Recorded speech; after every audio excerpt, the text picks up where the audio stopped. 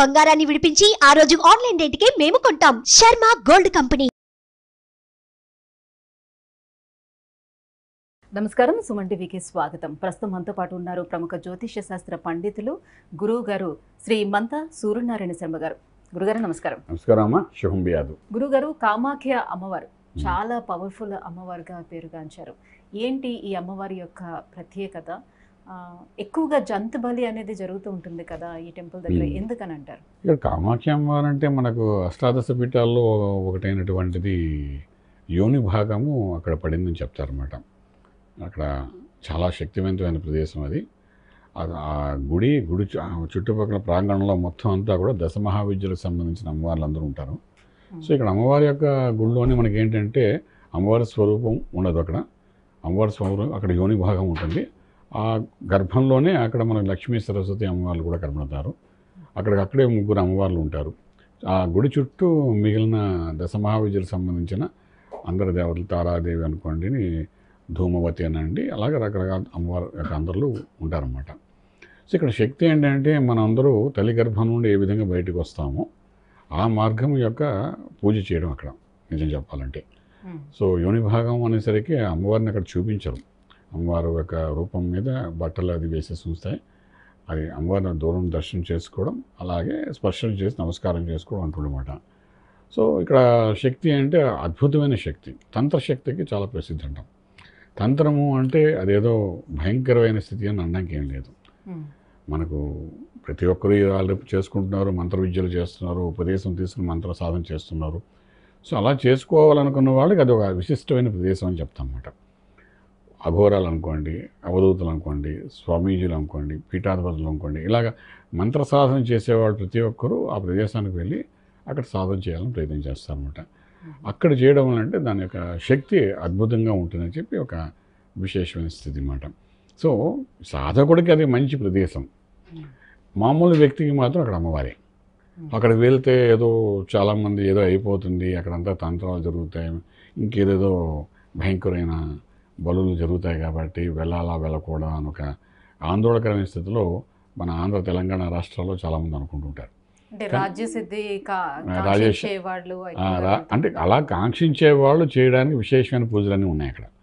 మామూలుగా ఒక వ్యక్తి అక్కడ వెళ్ళి దర్శనం చేసుకోవాలనుకుంటే మాత్రం చక్కగా 500 రూపీస్ టికెట్ కొనుక్కుంటే లైన్లో అక్కడ విఐపీ ట్రీట్మెంట్స్ ఏమి ఉండవన్నమాట. ఓకే, విఐపీ లైన్ ఒకటి ఉంటుంది, బట్ ఏంటంటే ప్రోటోకాల్ ఉన్న వాళ్ళని అందులో పంపిస్తారన్నమాట. అదర్వైజ్ 500 రూపాయల టికెట్ తీసుకుంటే రెగ్యులర్ లైన్లో కూర్చుంటే 4 గంటల కాలం పడుతుంది కనీసం. ఎవరికైనా 4 అవర్స్ పడుతుంది ఈజీగా. అన్లెస్ అంటే ప్రోటోకాల్ ఉండి డిపార్ట్మెంట్తో ఏమైనా చనువు ఉండి వెళ్తే వాళ్ళకి డైరెక్ట్ ఎంట్రీ ఇస్తారు. కొంతమంది విఐపీస్కి, పొలిటీషియన్స్కి విఐపీ వాళ్ళకి ఇస్తారన్నమాట. వాళ్ళు డైరెక్ట్ వెళ్ళచ్చు. లేకపోతే కనీసం తక్కువ 4 గంటలు పడుతుంది. ఇప్పుడు సాయంకాలం 4 అయ్యేసరికి మొత్తం బంద్, అంటే ప్రవేశము బంద్. ఆల్రెడీ లైన్లో ఉన్న వాళ్ళకి దర్శనం ఇప్పిస్తారు, అంతేగాని ఎక్స్ట్రాగా అక్కడ మళ్ళీ లైన్లో నిలబడి మనం దర్శనంకి వెళ్ళాలంటే బట్టి అలౌ చేయరన్నమాట. ఆ 4 గంటలకు ఎవరైతే లైన్లో ఉన్నారో వాళ్ళు సాయంకాలం 6-6:30 వరకు దర్శనాలు అయిపోతే అప్పుడు అమ్మవారి గుడి అంతా కడిగేసి చక్కగా అమ్మవారికి హారతి ఇచ్చి పడుకోబెట్టి శేషంలో తర్వాత ఇంకక్కడితో గుడి అనేది మూసేస్తారన్నమాట. సో ఇది ఉదయం దర్శనాలు ఒక 8 నుండి మొదలవుతుంది. సాయంకాలం మ్యాక్సిమం 6:30 వరకు ఉంటుందన్నమాట. 5 కల్లా మొత్తం అన్ని క్లోజ్ చేసేస్తారు. అంటే కామాఖ్య అమ్మవారిని దర్శించుకున్న తర్వాత ఈ దశమహావిద్యల అమ్మవార్లందరినీ అదే రోజు దర్శించుకోవాల్సి ఉంటుంది. అదే రోజు దర్శనం చేసుకోవచ్చు. సాధారణంగా అంటే 2 days ఉండగలిగితే, 2-3 days కానీ ఉండగలిగితే మనం ప్రతి ఒక్క దశమహావిద్యలో అక్కడ తారాదేవి ఉంది, బగలాముఖి ఉంది, ధూమవతి ఉంది, కాళీ ఉన్నారు, అలాగే రకరకాల దేవతలు, భువనేశ్వరి ఉంది.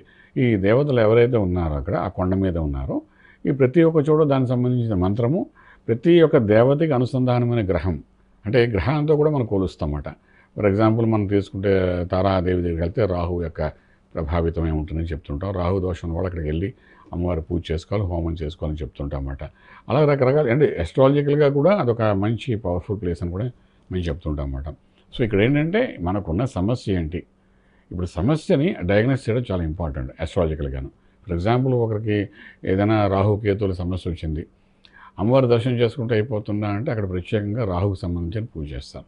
దానికి సంబంధించి అమ్మవారి పూజ చేయాలి, కానీ చేసి అక్కడ హోమం తీసుకుని దాని శక్తి దాని బలం వల్ల మనకు యోగాల్లోకి వెళ్తామన్నమాట. ఒక ఫిలిం యాక్టర్ ఉన్నా అనుకున్నాం, రాహు ప్లస్ శుక్రుడు యొక్క బలం పెరిగితేనే కానీ ఫిలిం ఇండస్ట్రీలో వాడు పైకి వెళ్ళాడు.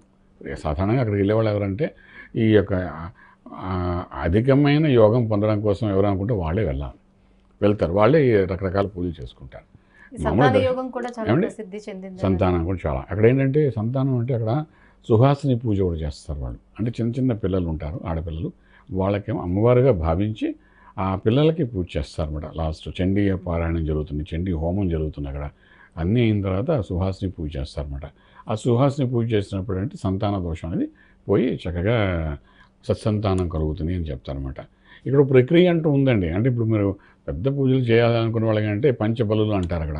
పంచబలులు అంటే అక్కడ పంచబలులు చేయాలనుకున్న కూడా వాళ్ళు సాత్వికంగా ముందు ఏంటంటే చెరుకు గడ్డని నరుగుతారు, తర్వాత కుష్మాండాన్ని నరుగుతారు, అవి ముందు చేస్తారు. మనము సాత్వికంగా మన ఇక్కడంటే అదంతా మనం చేసే విధంగా చేస్తారు. ఆ తర్వాత పావురాన్ని కట్ చేస్తారు, ఆ తర్వాత మేకపిల్ల అంటారు 4, తర్వాత దున్నపోతు బలి ఇస్తారు.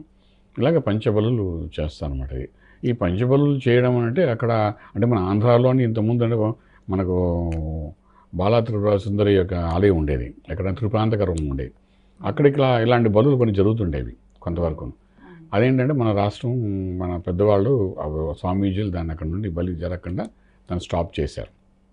బట్ అక్కడ గవర్నమెంట్ అంటే అస్సాం గవర్నమెంట్ అది ఆచారం అనుకుని ఆ రకంగా కంటిన్యూ చేస్తున్నారు. వాళ్ళు చేస్తున్నారు కాబట్టి వాళ్ళు ఆ బలి చేస్తారు. అది చేస్తే సత్ఫలితాలు వస్తాయని ఒక పెద్ద అంటే మంచి యోగాలను వెళ్ళాలి, ఒక రాజకీయ నాయకుడు ఉన్నత శిఖరం చేరాలన్నా, ఒక ఫిలిం యాక్టరేమో నేను ఇంకెక్కడో స్థాయికి వెళ్ళిపోవాలనుకున్నప్పుడు ఇలా చేస్తే ఆ ఫలితం వస్తుంది అని ఒక ట్రెండ్ని సెట్ చేసి పెట్టేశారు కొంతమంది. అంటే మంత్రంతో ఆ యోగం అనేది సిద్ధించదా, ఓన్లీ తంత్రంతోనే సిద్ధిస్తుందా?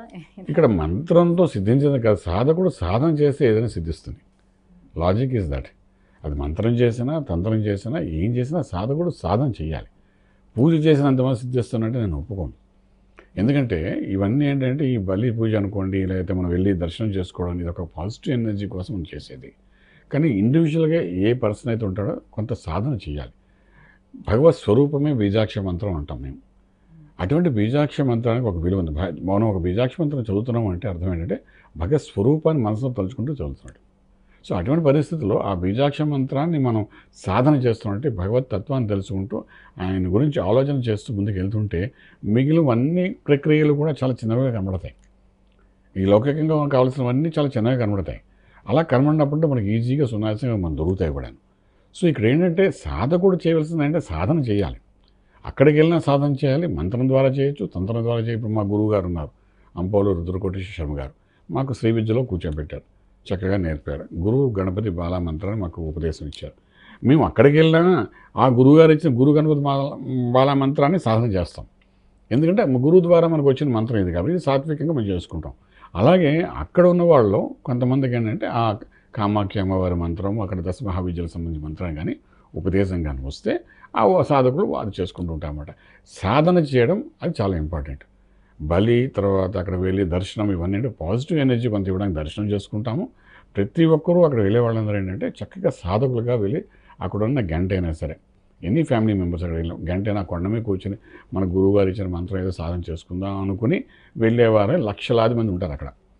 ఈ మిగిలిన ప్రక్రియలంతా చేసేదంటే కొంచెం అక్కడ మన వాళ్ళు ఇక్కడ ఆంధ్ర నుండి తెలంగాణ నుండి కొంతమంది అక్కడ ఇలా చేస్తే బాగుంటుంది. అక్కడ ఆల్రెడీ ఆ సిస్టమ్ ఉంది కాబట్టి ఆ సిస్టంలో మనం కానీ ఇన్వాల్వ్ అయ్యి చేయగలిగితే మనకు ఇంకా పాజిటివ్గా బోల్డ్ అండ్ ఫలితాలు వస్తాయని చెప్పి ఇక్కడ నుండి పొలిటీషియన్స్ని తీసుకెళ్ళడం, ఇక్కడ నుండి ఫిల్మ్ యాక్టర్స్ని తీసుకెళ్ళడం, అలాగే ఇక్కడ నుండి రకరకాల మనుషుల్ని అక్కడ తీసుకెళ్ళి మీకు విజయం జరుగుతుందని చెప్పి ఒక ట్రెండ్ సెట్ చేసి తీసుకురావడం చాలామంది మనం చూస్తూనే ఉంటాయి. మన ఆంధ్ర తెలంగాణ వెళ్ళడం ఇప్పుడు అది క్రేజ్ అయిపోయింది. మనం ఎక్కడికి వెళ్ళినా మన ఏ రాష్ట్రం అంటే ఏ గుడి దగ్గరికి వెళ్ళినా ముందు మన తెలంగాణ ఆంధ్ర వాళ్ళు ఎక్కువ కనబడుతుంటారు అనమాట.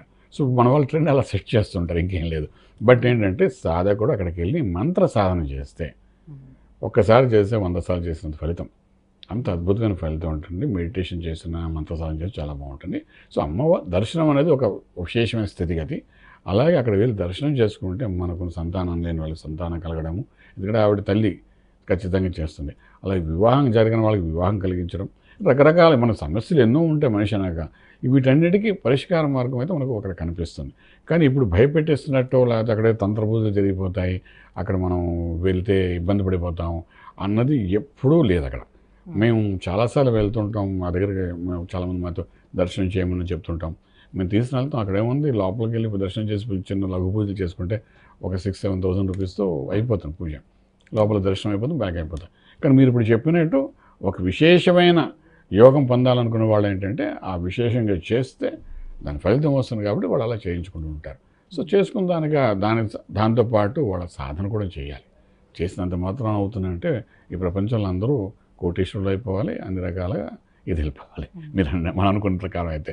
సో సాధకుడు చేయాలి. తర్వాత జాతకరీత్యా కూడా అతనికి అటువంటి యోగం ఉందో లేదో చూసుకుని అప్పుడు అక్కడ ఉన్న దశమహావిద్యలో ఏ దేవతని మనం చక్కగా కొలవాలి, సాధన చేయాలి, ఏ మంత్ర సాధన చేస్తే మనకు వస్తుంది అని అలా వెళ్ళిపోవాలి. సాధకుడులా వెళ్ళిపోవాలి. వెళ్ళిపోయినప్పుడు ఏంటంటే డెఫినెట్గా కామాఖ్య గుడిలో మన ఫలితాలు కనబడతాయి. అద్భుతం. ప్రతి సంవత్సరము కొన్ని రోజులు అమ్మవారి ఆలయము, చుట్టుపక్కల ఉన్నటువంటి ఆలయాలు, అమ్మవారి ఆలయాలతో పాటుగా కామాఖ్య ఆలయము కూడా కొద్ది రోజులు మూసివేసి ఉంచుతారు అని అంటారు. ఎందుకని, ఏంటి రీజన్? ఇప్పుడు ఈ నెల జూన్ 22 నుండి 26 మధ్యలో మూసి ఉంచుతారమ్మా. లక్షల కోట్ల మంది అక్కడికి వస్తారు. అమ్మవారి గుడి మూసేస్తుంటే ఆ గుడి చుట్టూ ఉన్న కొండ మీద కూర్చుని, అడవిలో కూర్చుని సాధన చేస్తూ ఉంటారు. అవధూతలు వస్తారు, ఋషులు వస్తారు, అఘోరాలు వస్తారు. అసలు మనకు జాగావే దొరకదు లోపలికి వెళ్ళడానికి. అంత అద్భుతంగా వచ్చి 5 రోజుల పాటు 4 రోజుల పాటు. అంటే ప్రకృతి సహజంగా స్త్రీకి జరిగే వ్యవహారం ఏదైతే ఉందో అది అక్కడ అమ్మవారి దాంట్లో మనకు కనిపిస్తుంది. ఈ 5 రోజులు ఏం చేస్తారంటే దాని మీద ఎప్పుడైతే 22వ తారీఖు వచ్చి జూన్ నెల 22వ తారీఖు నాడు చక్కగా తెల్లటి బట్టలు అమ్మవారికి కప్పేస్తారు. చేసేసి ఆలయం అంతా శుభ్రపరిచి అప్పుడు తలుపులు వేసి బయటకు వచ్చేస్తారు అనమాట. బయటకు వచ్చేసిన తర్వాత 5వ రోజు ఎప్పుడైతే ఆ అమ్మవారిని ఆలయం అంతా క్లీన్ చేసి అమ్మవారిని శుద్ధి చేయాలనుకుని వెళ్ళినప్పుడు ఏంటంటే అక్కడ ఆ బట్ట అంతా ఎర్రగా తయారైపోతుంది. అలాగే ఆ ఎరుపు రంగు పూర్తిగా ఆ బ్రహ్మపుత్ర అనేది కూడా కొంచెం ఎరుపు రంగు వస్తుందని చెప్పి చెప్తుంటారు మన వాళ్ళు. బట్ అక్కడ ఉన్న కొలను కూడా ఎర్రగానే జరిగిపోతుందన్నమాట. ఆ బట్టను ఏం చేస్తారంటే మనకు ప్రసాదం కింద ఇస్తారు. అది చాలా విశిష్టమైన బట్ట అని చెప్తారు. దాన్ని చాలా పవర్ఫుల్ బట్ట అంటారు. సో అది చిన్న ముక్క మన వాళ్ళు తీసుకోవడం జరుగుతుందన్నమాట. అదొక ప్రసాదంగా తీసుకుంటారు. అలాగే అమ్మవారి యొక్క ఉండే ప్లేస్ ఎక్కడుందో అక్కడ తీర్థం దొరుకుతుంది. అంటే అక్కడంతా నీరు గంట ఆ తీర్థం ప్రసాదంగా మనకి ఇస్తారన్నమాట. సో దానికోసం ఈ లక్షల కోట్లాది మంది ఎదురు చూస్తుంటామట ఆ బట్ట కోసం అన్నమాట. అమ్మవారి యొక్క పవిత్రమైన బట్టని తీసుకుంటారు. అది మన ఇళ్లలోకి తీసుకొచ్చి లాకర్స్లో పెట్టుకోవడం, పర్సులో పెట్టుకోవడం, చాలా ఒక రక్షలాగా తయారు చేసుకుని వేసుకోవడం, ఇలా రకరకాలుగా మన వాళ్ళు చేస్తుంటారు. చాలా పవిత్రమైన వస్తువుగా భావిస్తామన్నమాట. ఈ 5 రోజుల తర్వాత మళ్ళీ యథావిధిగా అమ్మవారి యొక్క స్థితిగతులు కనబడతాయని చెప్తుంటారు. అంటే ప్రకృతి మనం అనుకుంటాం అమ్మవారు ఉన్నారు, నిజస్వరూపం అక్కడ అమ్మవారు వెలిసి ఉన్నారు, అమ్మవారి శక్తి ఉంది అని చెప్పడానికి ఇది ఒకటే పెద్ద నిదర్శనం అన్నమాట. ఇది అక్కడ జరుగుతుంది. ప్రతి సంవత్సరం మనం చూస్తూనే ఉంటాం అక్కడ. ఇంత చక్కగా వివరించినందుకు ధన్యవాదాలండి. శుభం భయాదు.